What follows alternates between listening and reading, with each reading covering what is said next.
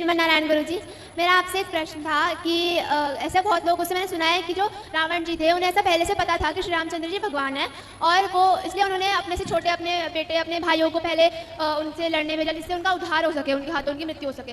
तो क्या ये सच है कि आप सभी चैनल को सब्सक्राइब कर लीजिएगा। जो भी YouTube पर देख रहे हैं चैनल को सब्सक्राइब कर लीजिए और शेयर कीजिएगा। राधे राधे दोस्तों, स्वागत है आपका हमारे YouTube चैनल उषा भक्ति मार्ग में। बात करेंगे हम आज ऐसे व्यक्ति की जो कि पंडाल में आता है और कहता है गुरुजी आपको गुस्सा नहीं आता, आप जो है अपने इतने सारे काम को मैनेज कैसे कर लेते हो, और बहुत सारे प्रश्न किए जो आप सभी लोगों को सुनना चाहिए। दोस्तों आज की वीडियो में जो भी उस व्यक्ति ने इतने सारे क्वेश्चन आंसर गुरुजी से किए, जिसका सभी क्वेश्चन का आंसर गुरुजी ने दृढ़तापूर्वक दिया, जो कि आप लोग पूरी कथा सुनोगे तो आपको भी अच्छा लगेगा, बहुत बड़ा ज्ञान मिलने वाला है। दोस्तों आज की वीडियो आप बीच में छोड़ के ना जाइएगा, अच्छी लगे तो लाइक सब्सक्राइब जरूर कीजिएगा। बने रहिए हमारे साथ इस वीडियो के अंत तक। और रामचरितमानस में लिखा है कि खर दूषण सम मोहि बलवंता तेनहि कुमारे बिनु भगवंता। खरदूषण को राम जी ने मारा तो रावण को लगा खरदूषण तो मेरी तरह बलवान थे, उन्हें तो भगवान ही मार सकता है और कोई नहीं। तब वो समझ गया था कि भगवान है, इसलिए उसने फिर सीता माँ को चुराया कि राम जी आए हैं, सबका उद्धार हो, भलाई चाहता था रावण। मैं कोटि कोटि नमन। गुरुजी मेरा आपसे एक सवाल है, आप अपना पूरा दिन कैसे वो करते हो? कैसे मैनेज कैसे करते हो? मेहनत कैसे करते हैं? मैनेज कैसे करते हो? मैनेज कैसे करते हैं? मैनेज भगवान जी करा देते हैं, हो जाता है। और आपको गुस्सा क्यों नहीं आता? मुझे बहुत आता है गुरुजी, तो मुझे उपाय बताइए कोई जिससे गुस्सा नहीं आए। हमें भी आता है गुस्सा, जहाँ कोई काम बिगड़ता हुआ देखते हैं हम, जो भी हमारे कार्यकर्ता हैं काम कुछ बिगाड़ते हैं, कुछ गलत हमें दिखता है, हम गुस्सा करके डांटते हैं उन लोगों को। पर लगते नहीं आप गुस्सा करते होंगे। नहीं, हम गुस्सा उपयोग में करते हैं ना, जहाँ गुस्से की जरूरत है, जहाँ गुस्से से समझाना है वहाँ व्यर्थ में गुस्सा क्या करेंगे हम। जहाँ उपयोग है गुस्सा का, पहले हम 10 बार प्यार से समझाते हैं अपने सबको। जब 10 बार में नहीं मानता फिर 11वीं बार गुस्सा करके फिर वो एक बार ऐसा समझा देते हैं कि वो 1 साल के लिए रेडी रहता है, फिर 1 साल बाद फिर बैटरी चार्ज करनी पड़ती है। ठीक है गुरुजी, कोटि कोटि प्रणाम। बिल्कुल। आपने जैसे बताया कि हिंदू धर्म से अलग होकर के बौद्ध धर्म, जैन धर्म, सिख धर्म अलग हुए, तो ये महापुरुष क्यों अलग हुए? महापुरुष इसलिए अलग हो गए, अलग नहीं हुए। जैसे सिख धर्म अलग नहीं है, गुरु नानक देव जी ब्राह्मण शरीर से हैं। गुरु नानक देव जी की हिस्ट्री आप उठाएंगे, वो खुद हिंदू हैं और 10 गुरु हिंदू हैं, आप इतिहास उठाकर देख लीजिएगा। तो शिष्य कहते हुए वो सिख हो गए। तो हिंदू और सिख ये दो नहीं है, हिंदू और सिख एक ही है, चाहे हिंदू का और सिख कोई मान ले अपने आप को कुछ भी अलग विषय है। अब रही अन्य, जैसे आपने नाम लिया जैन, तो जैन कोई धर्म नहीं है, जैन एक समाज थी, एक जात थी, एक टाइटल था, एक सरनेम था, परंतु बाद में उसे धर्म का नाम दे दिया गया। अब रही बौद्धों की बात, तो जो बौद्ध हैं इन्होंने हमने आज ही कथा में बताया कि हमारे नियम थोड़े कठिन हैं। हमारे हिंदुओं के सत्य बोलना पड़ेगा, मांस नहीं खाना। अब जो बौद्ध लोग होते हैं, बौद्ध लोग गाय का मांस खाते हैं। भाई हम हिंदू लोग गाय का मांस नहीं खाते, हम गाय का क्या, हम तो चींटी नहीं मारते, लेकिन उनका मन हुआ, जिहवा उनकी बड़ी रही होगी तो उनको गाय का मांस खाना था। वो गाय को मारते नहीं है, पर मरी गाय मिल जाए तो पका के खा लेते हैं। तो भाई हिंदू धर्म की जो मर्यादाएं, रास ना ही किसी को कि आप सत्य के रास्ते पर चलिए, आप सीधे रास्ते पर चलिए, दया रखिए, भाव सब पे प्रेम का भाव रखिए। कुछ लोगों को मनमाना चलना होता है, एक बाप के 2 बेटे होते हैं, वह भी अलग अलग हो जाते हैं, भाई विचार नहीं मिलते। तो जिनका विचार नहीं मिला उन्होंने अपनी दुकान खोल ली, उन्होंने अपना अलग से पंथ बना लिया। हमारा धर्म तो अनादि है, सनातन धर्म ही धर्म है, बाकी सब पंथ है, बाकी कोई धर्म नहीं है। तो ये तो अलग से लोगों ने शुरू कर लिया जो मन में आया। अब आप कहेंगे कि जो भगवान हुए हैं बुद्ध भगवान, उन्होंने स्थापना की? नहीं, बुद्ध भगवान ने बौद्ध धर्म की स्थापना नहीं की। बौद्ध भगवान तो वेदों को सही ढंग से प्रस्तुत कर रहे थे, बाद में उनके अनुयायियों ने एक अलग ही रास्ता पकड़ लिया। अब आप आश्चर्य मानेंगे, लोगों को ये नहीं पता कि बुद्ध कितने हुए हैं। बौद्ध जो हैं, बुद्ध भगवान जो हैं, जो बुद्ध भगवान है वह तो हमारे 24 अवतारों में एक हैं, पर जो बौद्ध धर्म की स्थापना करने वाले गौतम बुद्ध हैं वो अलग है। उन्हें हम 24 अवतारों से जोड़ लेते हैं, लोगों को ज्ञान ना होने के कारण हो जाता है। तो लोगों को रास्ता जो मन में आया अपनाते गए। भाई एक बाप के 2 बेटे अलग अलग हो जाते हैं, किसी को रास नहीं आया हिंदू धर्म की मान्यता, भाई मैं गाय नहीं खाता, मैं गाय की पूजा करता हूँ, पर लोगों को लगा नहीं गाय खाना चाहिए, खाने वाले अलग धर्म हो गए, ना खाने वाला सनातन ही रहा। तो ये सब एक से ही विभक्त हुए हैं। राधे राधे राधे। प्रभु जी जो भी आप ज्ञान देते हैं, हेलो सॉरी, मेरे कुछ प्रश्न हैं। सो एज अज्ञानवश मैं आपसे कुछ सवाल पूछ रहा हूँ, बताइए। मुझे नॉलेज नहीं है। तो जैसे मेरा एक सवाल है कि जैसे हमारे पुराणों में, भागवत पुराण में स्पेसिफिकली बताया गया है कि कृष्ण से अलग अलग विष्णु निकले हैं, क्षीरोदक्षाई विष्णु और गर्भोदक्षाई विष्णु और आपके कारणोदक्षाई महाविष्णु, है ना, और पूरा ब्रह्मांड का विस्तार सब बताया गया। सिर्फ पुराण में थोड़ा अलग से चीज़ें बताई गई।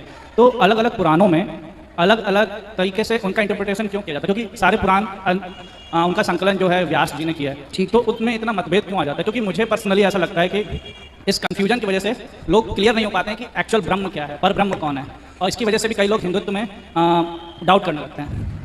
उत्तर दे दें? जी। हमारे जितने भी पुराण हैं 18 पुराण व्यास जी ने इनको लिखा है, और यह सारे पुराण कल्प भेद से हैं। कल्प भेद समझिएगा। अब जैसे श्रीमद् भागवत पुराण के अनुसार भगवान नारायण से नाभि से कमल, फिर ब्रह्मा जी प्रकट हुए। शिव पुराण के अनुसार शिव जी से सृष्टि हुई। देवी पुराण के अनुसार देवी से सृष्टि हुई। विष्णु पुराण के अनुसार विष्णु से सृष्टि हुई। तो ये कंफ्यूज हो गया कि सही क्या है, उनसे माने, इनसे माने, इनसे माने। समझिएगा, पहले तो ये समझना है कि ब्रह्मा विष्णु महेश क्या ये तीन हैं? पहले ये समझना है, क्या ये तीन हैं? नहीं, ये तीन नहीं है। जैसे हमारा एक हाथ है ना, एक हाथ में 5 उंगलियां, मूल में हाथ एक है, मूल में ये एक है, पर ऊपर जाके 5 हो गए, पर ये पांचों एक से हैं, एक है तो 5 हैं। उसी प्रकार मूल में होते हैं भगवान श्रीमन नारायण, फिर 5 होते हैं हमारे हिंदू धर्म में पंचदेव, और इन्हीं पंचदेव के पुराण हैं। पंचदेव में आते हैं गणेश जी, भगवान शंकर है ना, दुर्गा जी, भगवान विष्णु, भगवान शंकर, माता दुर्गा, गणेश जी और सूर्य भगवान, ये पंचदेव माने गए हैं। तो पंचदेव ब्रह्मा विष्णु महेश तीनों यह एक है। वह एक ही अनेक रूप रूपाय विष्णवे प्रभु विष्णवे, वह एक ही अनेक रूपों में विभक्त हो गए। वही ब्रह्मा बन गए, वही शिव बन गए। तो कभी जैसे आपके घर में कभी देवरानी भोजन बना लेती है, आज देवरानी झाड़ू लगाएगी, देवरानी तू काम करेगी, कभी जेठानी आज मैं भोजन बनाऊंगी, आज मैं घर का काम करूंगी, तो मिल बांट के। उसी तरह कभी सृष्टि किसी कल्प में ब्रह्मा जी से शुरू हो गई, किसी कल्प में भगवान शिव को जिम्मेदारी आप शुरू करो, किसी कल्प में देवी की जिम्मेदारी हो गई, देवी शुरू करेंगी। जबकि ये देवी कौन है? लक्ष्मी जी हैं। भगवान ने कहा जैसे शादी में कभी पुरुष नहीं है तो पत्नी ही अटेंड कर लेती है शादी, उसी तरह भगवान कभी बोले देवी आज सृष्टि आप कर लो, तो देवी भागवत के अनुसार देवी सृष्टि कर रही हैं, भागवत महापुराण के अनुसार भगवान श्रीमन नारायण सृष्टि कर रहे हैं, शिव पुराण के अनुसार शिव जी सृष्टि कर रहे हैं, गणेश पुराण के अनुसार गणेश जी सृष्टि कर रहे हैं। तो ये भेद नहीं है, अनेक कल्प है। जैसे संडे है, आज चलो आज संडे छुट्टी, आज हम व्यस्त रहते हैं, हम नौकरी वाले व्यक्ति हैं, आज हम लेट उठेंगे, आज घर का काम तुम कर लेना, तो भगवान चलो आज तुम कर लो, आज तुम कर लो, निमित्त। जैसे ब्रह्मा जी कौन है? आगामी समय पे हनुमान जी को ब्रह्मा जी बनाया जाएगा। अभी पुरंदर नाम के राजा इंद्र बने हैं, आगामी मनवंतर में राजा बलि को इंद्र बनाया जाएगा। उसी तरह भगवान चलो आज हम कर लें, कल तुम कर लें, ये है। इसलिए ब्रह्मा जी ने व्यास जी ने 17 पुराण लिखे, पर शांति नहीं मिली। अंत में शांति भागवत जी से मिली। तो भागवत जी ही वेदों का भी प्रमाण है, वेदों पुराणों का भी प्रमाण है भागवत जी। इसलिए भागवत जी लिखने के बाद फिर व्यास जी को कुछ लिखने की जरूरत नहीं पड़ी। तो जो मूल में भागवत जी में लिखा हुआ है परम सत्य मानना चाहिए। प्रभु जी, सदाशिव और शिव जी में क्या अंतर है? जैसे कन्फ्यूज ना हुई है। मैं जैसे कल आपने कथा कही थी कि सती ने जब अग्निदाह किया था, वो जो कथा है वो सदाशिव से रिलेटेड है, क्योंकि हर ब्रह्मांड में अपने शिव विष्णु और ब्रह्मा होते हैं और सदाशिव उनके भी ऊपर हैं। भाई फैक्ट्रियां 100 हों आपकी, पर आपकी तो है मूल मालिक तो एक ही है आप। भाई आपने मैनेजर बिठा रखे हैं 100 फैक्ट्रियों में। अब अडानी एक ही है ना, अडानी का काम कहाँ पूरे देश विदेश में फैला हुआ है, तो अडानी ने सब जगह एक मैनेजमेंट के लिए अपना आदमी बिठा रखा है। उसी तरह मूल भगवान ब्रह्मांड निकाया निर्मित माया रोम रोम प्रतिवेद कहे, तो भगवान ने एक भगवान नारायण, उन्होंने जितने ब्रह्मांड हैं सब जगह अपने अपना एक मैनेजमेंट के लिए ब्रह्मा विष्णु महेश बिठा रखे हैं। मूल तत्व समझना चाहिए। अब जैसे आप जैसे कंफ्यूज हैं, एक कंफ्यूजन और बताता हूँ। कुछ लोग कहते हैं एक राम दशरथ का बेटा, एक राम घट घट में लेटा, एक राम का सकल पसारा, एक राम का सब जग सारा, 4 राम हो गए। कुछ लोग कहते हैं राम जी 4 हुए, एक राम ये, एक राम दशरथ जी का बेटा अलग, ये अलग वो अलग। ये इसलिए कंफ्यूजन है कि हम लोग सत्संग नहीं करते।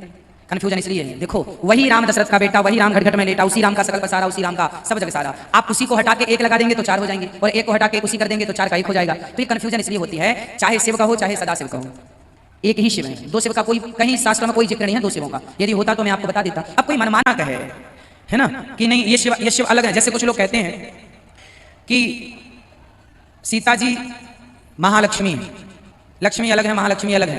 कहने में नाम 2 हैं साहब, लक्ष्मी और महालक्ष्मी एक ही हैं। अब जो कोई नहीं मानता सीता जी कौन है आप बताओ, कह दिया महालक्ष्मी है ना, बाकी है लक्ष्मी। लक्ष्मी महालक्ष्मी, लक्ष्मी के नाम सहस्त्र हैं, 1000 हैं। उन्हीं नामों में एक नाम उनका लक्ष्मी है, एक नाम उनका रमा है, एक नाम उनका और अनेक नाम है। श्री चते लक्ष्मी पत्नियां, बहुत सारे नाम हैं। श्री भी उनका नाम है।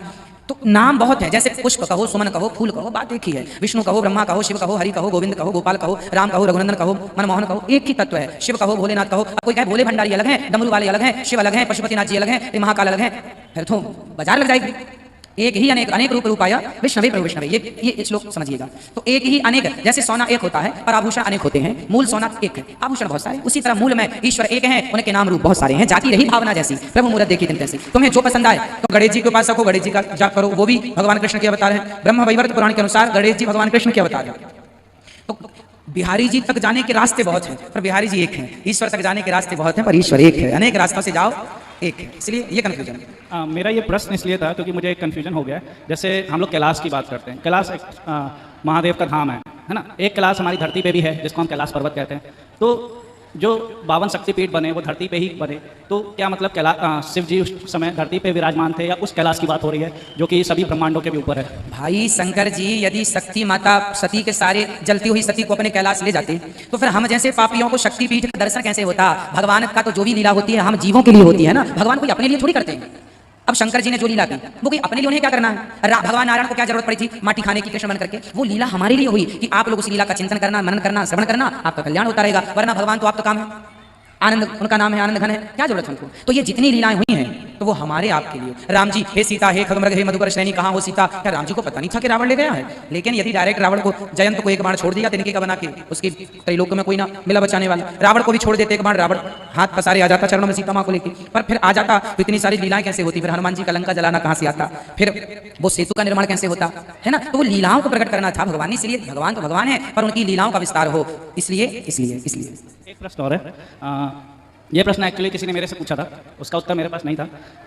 और जैसे हम लोग देखते हैं कि गोकुल से वृंदावन आपका अगर आज के समय में देखें तो करीब 25 किलोमीटर पड़ता है, ठीक है ना? और अगर हमें नहीं पता उस समय सिचुएशन क्या थी, और हम जानते हैं कि भगवान के लिए कुछ भी असंभव है नहीं, उनकी सब लीलाएं होती हैं। पर मैं ये जानना चाहता हूँ कि मतलब ये पर्टिकुलरली जिस चीज़ की मैं बात करने आ रहा हूँ वो लीला थी या फिर मतलब उस टाइम का एनवायरनमेंट कुछ ऐसा था कि भगवान अन्य ग्वालों के साथ, गायों के साथ नित्य गोकुल से वृंदावन जाते थे, गायें चरा के शाम तक आ भी जाते थे? कैसे वो पॉसिबल हो पाता था? क्योंकि 25-50 किलोमीटर अगर हम आज के सिचुएशन में देखें तो उसके पीछे मतलब उस टाइम का ज्योग्राफिकल सिचुएशन अलग थी या फिर भगवान मतलब क्या उस समय लोग बहुत लंबे हुआ करते थे, और जब लंबे होंगे तो उनके पाँव बड़े होंगे, पाँव बड़े होंगे तो कद बड़ा हो जाएगा।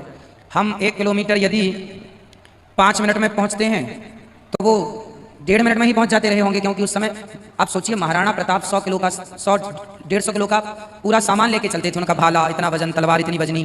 तो महाराणा प्रताप तो अभी के हैं, कुछ 100 साल पहले की बात है ना? तो जब अभी के महाराणा प्रताप इतने पावरफुल थे तो फिर भगवान श्री कृष्ण की लंबाई चौड़ाई कितनी रही होगी, है ना? उस समय के लोग कैसे रहे होंगे? 5,500 साल पुरानी बात। तो भगवान ये पूरा ब्रजमंडल ही पूरा ये सब कुछ इसी के अंदर है। तो भगवान अब आपने कभी गाय चराई है? आप गाय चराई हैं? तो आप गाय चराने कहाँ जाते थे?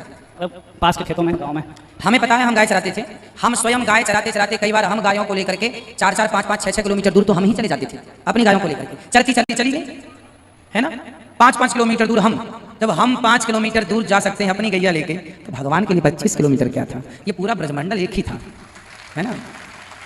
और भगवान इसलिए उस समय की गाय भी आज की गाय से बड़ी रही होगी, जो चलती रही होगी। मुझे पता है, मैं भी गायों को चराने में बहुत, कभी गाय यहाँ भाग रही है, कभी गाय वहाँ, और चलती गई तो चलती गई, कई किलोमीटर तय कर लेती हैं गाय।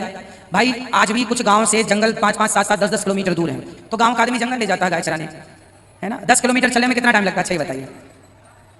वृंदावन की परिक्रमा लगभग 12 किलोमीटर की है, लगभग 12। मुझे याद है कि मैं 1 घंटे में लगा लेता रहा दौड़ करके, कोई बूढ़ा भी लगाएगा तो 2 घंटा लगेगा, तो 12 किलोमीटर 2 घंटे में तय होता है। तो भगवान 25 किलोमीटर आराम से घंटे, सवा घंटे, 2 घंटे में, 2 घंटे का आना, 2 घंटे का जाना मान लीजिए।